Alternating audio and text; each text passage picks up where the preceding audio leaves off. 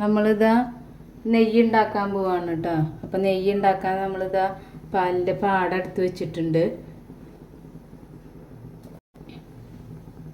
നമുക്ക് നോക്കാം. ചീഞ്ചട്ടി ചൂടായി വരുമ്പോൾ അതിലേക്ക് ഇട്ട് കൊടുക്കാം കേട്ടോ.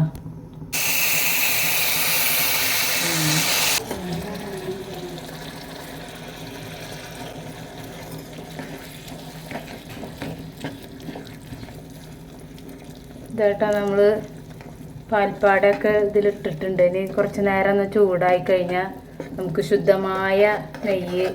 ഇപ്പോൾ കുറച്ച് നാളായിട്ട് ഞങ്ങൾ ഇങ്ങനെ നെയ്യ് ഉണ്ടാക്കണത് കേട്ടോ. ഇതിപ്പോൾ നമ്മുടെ നെയ്യ് റെഡി ആയിട്ടുണ്ട് കേട്ടോ. ഉണ്ടോ? നമ്മൾ വീട്ടിൽ ഉണ്ടാക്കുമ്പോൾ നമുക്ക് ശുദ്ധമായ നെയ്യ് കിട്ടും.